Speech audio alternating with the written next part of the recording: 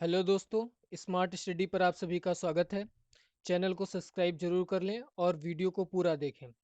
आज हम 10 महत्वपूर्ण भौतिक विज्ञान के प्रश्नों के बारे में बात करने वाले हैं जो प्रतियोगी परीक्षाओं में बार बार पूछे जाते हैं।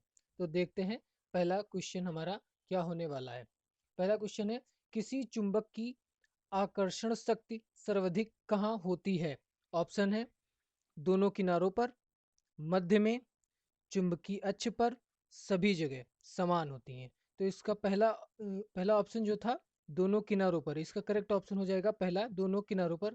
क्योंकि जो चुंबक होती है, जिसमें हमने पढ़ा होगा एक नॉर्थ पोल, एक साउथ पोल पढ़ा होगा, तो इन किनारों पर ही सबसे ज़्यादा चुंबकीय शक्ति होती है, चुंबकीय। ये हमें याद रखना है। देखेंगे नेक्स्ट क्वेश्चन क्या होने वाला है हमारा। अगला क्वेश्चन है, वह क्रिया जिसके द्वारा धातु को अचुंबकीय बनाया जाता है। ऑप्शंस दे रखे हैं, डीमैग्नेटाइजेशन, डिगेयरिंग, दोनों या इनमें से कोई नहीं। तो इसका करेक्ट ऑप्शन हो जाएगा डीमैग्नेटाइजेशन। तो वह क्रिया जिसके द्वारा धातु को अचुंबकीय बनाया जाता है उसे क्या कहते हैं? डीमैग्नेटाइजेशन। ठीक है, देखेंगे नेक्स्ट क्वेश्चन हमारा क्या होने वाला है। अल्टीमीटर मापक यंत्र है, ये क्या नापता है? लंबाई, ऊंचाई, जो सॉरी ध्वनि तीव्रता, घनत्व। तो अल्टीमीटर क्या नापता है? तो ये नापता है ऊंचाई। तो इसका करेक्ट ऑप्शन क्या हो जाएगा? बी ऑप्शन करेक्ट हो जाएगा। ठीक है, और इसी से रिलेटेड कुछ क्वेश्चन मैं आपको बता देता हूँ। जैसे कम्यूटेटर जो होता है, ये किस काम में आता है? तो इससे परिपथ में विद्युत धारा की दिशा बदली जाती है। विद्युत परिपथ में विद्युत धारा की दिशा किससे बदली जाती है? कम्यूटेटर से। और एरोमीटर, एरोमीटर क्या होता है? यह वायु और गैसों के घनत्व को मापता है। वायु और गैसों के घनत्व को मापता है कौन? एरोमीटर। और काइमोग्राफ क्या होता है? तो रुधिर के दाब का चित्रण, मतलब रुधिर के दाब का चित्रण करने वाला यंत्र जो होता है वो क्या होता है?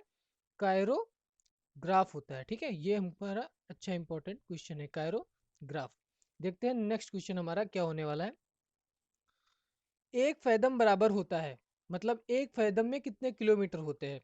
और क्योंकि सारे के सारे ऑप्शन जो है किलोमीटर में दे रखे हैं, 1.90 किलोमीटर, 1.85 किलोमीटर, 1.80 किलोमीटर, 1.61 किलोमीटर। तो एक फैदम में क्या होते हैं? 1.80 किलोमीटर होते हैं। ठीक है, और 1.85 किलोमीटर क्या होता है? एक नॉटिकल मील। एक नॉटिकल एक नॉटिकल मील क्या होता है? 1.85 किलोमीटर। और एक मील क्या होता है? ये जो 1.61 दे रखा है किलोमीटर, तो ये क्या होता है? एक मील। 1.61 किलोमीटर क्या होता है? एक मील के बराबर होता है।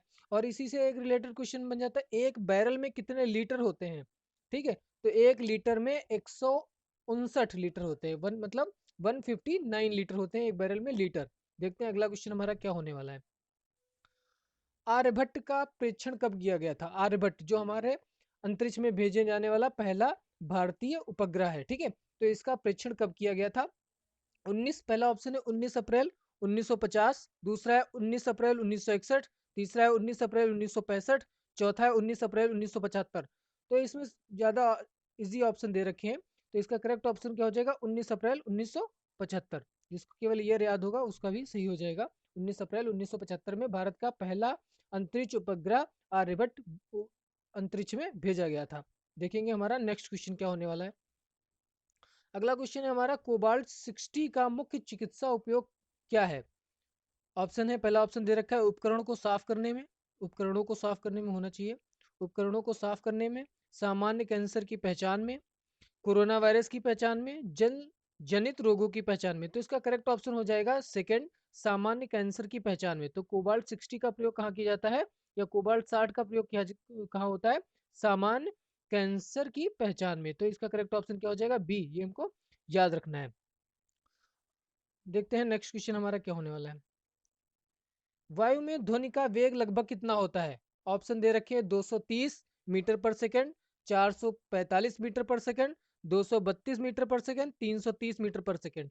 तो हमने जब 10th और 11th में पढ़ा होता है तो वहां पे लिखा होता है, ज्यादातर दे रखा है वायु वायु में ध्वनि का वेग जो दे रखा होता है 332 मीटर पर सेकंड दे रखा होता है हर जगह। अगर 332, 331 ये इतना मिलता है तो वो करेक्ट माना जाता है। तो इसका करेक्ट ऑप्शन हो जाएगा डी, 330 मीटर पर सेकेंड, 330 मीटर पर सेकेंड। ठीक है, अब इसके बारे में ध्वनि के वेग के बारे में कुछ बात कर लेते हैं। तो सबसे तेज जो होती है यात्रा, मतलब सबसे तेज जब जो ध्वनि चलती है वो किसमें चलती है? स्टील में चलती है। सबसे तेज ध्वनि किसमें चलती है? स्टील में चलती है। और ध्वनि की इकाई क्या होती है? ये हमको सबको पता है, डेसिमल में होती है। ठीक है, डेसिबल में होती है ध्वनि की इकाई। अगला क्वेश्चन ऐसे बन जाता है, ध्वनि निर्वात से गुजर सकती है या नहीं गुजर सकती? तो ध्वनि निर्वात से नहीं गुजर सकती, उसको मीडियम की गैस की जरूरत होती है। ठीक है, और WHO के अनुसार एक नगर के लिए सुरक्षित ध्वनि प्रदूषण का स्तर कितना होना चाहिए? तो WHO के अनुसार एक नगर के लिए सुरक्षित ध्वनि प्रदूषण कितना होना चाहिए? 45 डेसिबल। ठीक है, ये सबसे ज्यादा इंपॉर्टेंट क्वेश्चन है, डेसिबल, 45 डेसिबल होना चाहिए। देखते हैं नेक्स्ट क्वेश्चन हमारा क्या होने वाला है। ताप का एसआई मात्रक क्या है? एसआई मात्रक, पहले तो हम लोगों ने देखा होगा, जितने भी हम न्यूमेरिकल्स लगाते हैं जब कभी भी, तो ताप जहाँ पे आता है, टेम्परेचर वहाँ पे जहाँ पे आता है, हम सब कुछ जो न्यूमेरिकल में पुट करते हैं वो केल्विन में पुट करते हैं। तो ताप का एसआई मात्रक क्या होता है? केल्विन होता है। इसका करेक्ट ऑप्शन हो जाएगा ए, ना ही सेल्सियस ना ही फ़ारेनहाइट। ठीक है, तो और एक चीज क्वेश्चन आता है कि केल्विन दे रखा होता है और सेल्सियस में चेंज करना होता है, सेल्सियस दे रखा होता है, केल्विन में चेंज करना होता है। ये बहुत ज्यादा क्वेश्चन पूछे जाते हैं।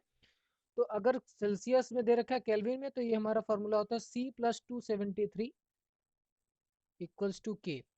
मतलब जितना सेल्सियस पे दे रखा होता है उससे उसमें 273 जोड़ दो, वो केल्विन में आ जाता है। और सी सेल्सियस और फ़ारेनहाइट में चेंज करना होता है तो होता है C/5 होता है, इसमें देख लेते हैं, C/5 इक्वल्स टू F-32/9।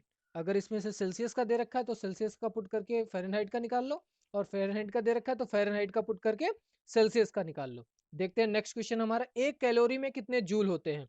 ठीक है, ऑप्शन है 1.31 जूल, 4.999 जूल, 3.324 जूल, 4.186 जूल। तो इसका करेक्ट ऑप्शन हो जाएगा 4.186 जूल।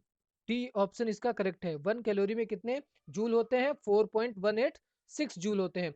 और एक जूल में कितने कैलोरी होती हैं? तो 1 जूल में कितने कैलोरी होती हैं? 0.24, 0.24 कैलोरी होती हैं एक जूल में। ठीक है, और एक ब्रिटिश ऊष्मी इकाई क्या होती है? तो एक ब्रिटिश ऊष्मी इकाई जो होती है वो किससे मिलके बनती है? 252 कैलोरी से मिलके बनती है एक ब्रिटिश ऊष्मी इकाई। देखते हैं हमारा आज का last question, question number 10th। न्यूनतम संभव तापमान कितना होता है? न्यूनतम संभव तापमान, न्यूनतम संभव तापमान कितना होता है? -273 केल्विन। ठीक है, क्योंकि हमने अभी पढ़ा जो फॉर्मूला वो क्या था? C+273 इक्वल्स टू के। ठीक है, तो ये केल्विन में दे रखा है, तो मतलब के को केल्विन पैमाने पर इक्वल 0 हो अगर, ठीक है, तो वो क्या हो जाएगा? वो न्यूनतम तापमान होगा, न्यूनतम संभव तापमान होगा। ठीक है, और चैनल को सब्सक्राइब करें और दोस्तों के साथ शेयर भी करें। कुछ इंपॉर्टेंट क्वेश्चन लास्ट क्वेश्चन से रिलेटेड, जैसे न्यूनतम संभव तापमान से, इसमें तापमान से रिलेटेड, जैसे डिग्री सी और फ़ारेनहाइट तापमान पर कौन सा टेम्परेचर ऐसा होता है जो समान रहता है? तो -40 समान रहता है। केल्विन में मानव शरीर का सामान्य ताप कितना होता है? तो 310 केल्विन होता है। और फ़ारेनहाइट में मानव शरीर का तापमान कितना होता है? तो 98.6 फ़ारेनहाइट होता है। और डिग्री सी में मानव शरीर का सामान्य तापमान कितना होता है? तो 37 डिग्री सी होता है, 37 डिग्री सी। और उसमें फ़ारेनहाइट में 98.6, और केल्विन में 310 केल्विन। ठीक है, मिलते हैं नेक्स्ट वीडियो में। चैनल को सब्सक्राइब जरूर करें और दोस्तों के साथ शेयर जरूर करें।